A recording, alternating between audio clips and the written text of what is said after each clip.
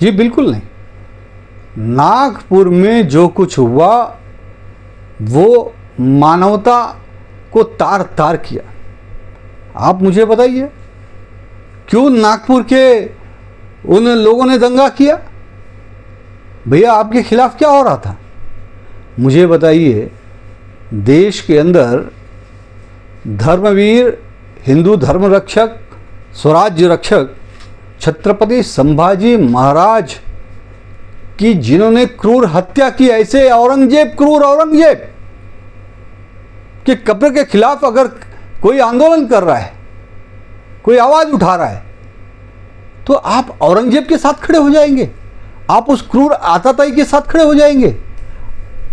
आप उस औरंगजेब के साथ खड़े हो गए जिसने हमारे आराध्य महाराजा छत्रपति संभाजी महाराज को 40 दिनों तक तड़पा तड़पा के मारा, उनके नाखून निकाले, उनके शरीर के चमड़ी को छील दिया, उस पर नमक लगा दिया, उनकी आंखों को फोड़ दिया, उनके हाथ काट डाले, उनके पैर काट डाले, उनके शरीर के टुकड़े टुकड़े कर दिए, 40 दिन तक लगातार तरह तरह की यातनाएं दी, और 40वें दिन अंत में उनको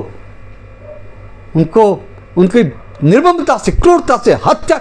ऐसे क्रूर हत्यारे औरंगजेब के लिए आप खड़े हो? ये देशद्रोह है। देशद्रोह का काम उन लोगों ने किया है नागपुर में, और उसके बाद आप दंगा करते हो ऐसे लोगों के लिए। एक भी दंगाई बख्शा नहीं जाएगा। ढूंढ ढूंढ कर कब्र से निकाला जाएगा, ढूंढ ढूंढ कर निकाले जाएंगे, क्योंकि इस महाराष्ट्र में जो मुख्यमंत्री आदरणीय देवेंद्र फडणवीस जी ने कह दिया है, किसी भी अपराधी को, किसी भी दंगाई को बख्शा नहीं जाएगा। चुन चुन कर उनको जेल के सलाखों में डाला गया है, और आने वाले समय में वो कठोर से कठोर कार्रवाई होगी उनके ऊपर। और महाराष्ट्र, नागपुर ये बिल्कुल बर्दाश्त नहीं करेगा। देवेंद्र फडणवीस जी बिल्कुल ये बर्दाश्त नहीं करेंगे।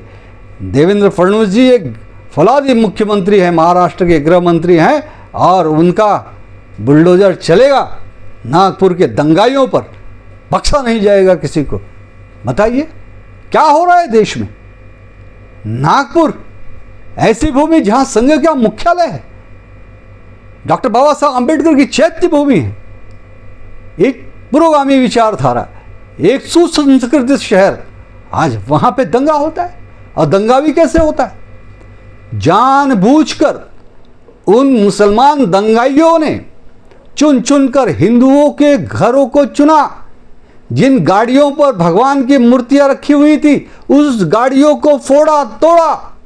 जिन घरों में ओम, स्वास्तिक या हिंदू धर्म के चिन्ह लगे हुए थे, उन्हीं घरों पर जानबूझकर अटैक किया, आक्रमण किया, तोड़फोड़ किया, मारपीट किया।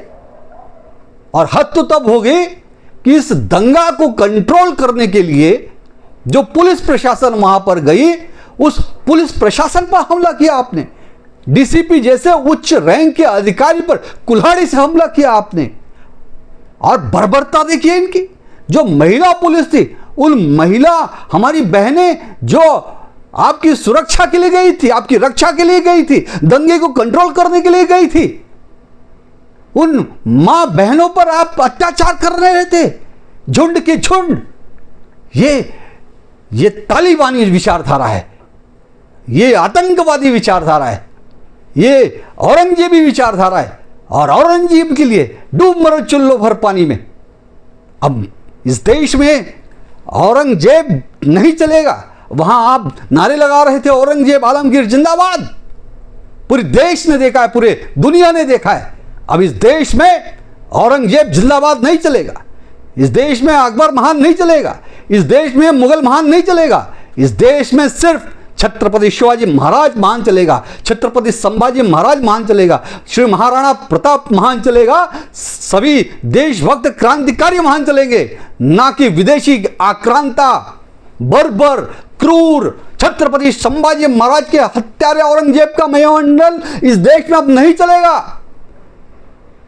अरे वो औरंगजेब जिसने हमारे गुरु तेग बहादुर जी का सर धड़ से अलग कर दिया, वो भी किस लिए? संभाजी महाराज और गुरु तेग बहादुर जी को क्यों क्रूरतम हत्या किया? वो औरंगजेब ये कहता था कि तुम इस्लाम स्वीकार कर लो, हिंदू धर्म त्याग दो, इस्लाम स्वीकार कर लो, हम तुम्हें बख्श देंगे। और जब उन्होंने हिंदू धर्म नहीं त्यागा, इस्लाम नहीं स्वीकार किया, तो आपने छत्रपति संभाजी महाराज, गुरु तेग बहादुर जी, भाई मतीदास जी और हमारे चारों शहजादों जो 6-6, 7-7 साल के थे शहजादे हमारे, आपने उनको मरवा दिया, शहजादों को दीवार में चुनवा दिया, भाई मतीदास को और जो दूसरे भाई थे उनको खौलते हुए तेल में तड़पा तड़पा के मारा। ये देश की जनता भूलेगी नहीं। इस देश में औरंगजेब का कब्र रहेगा नहीं। ये गुलामी की, विदेशी आक्रांताओं की क्रूरता की निशानियां नहीं रहनी चाहिए। ये देश की मांग है।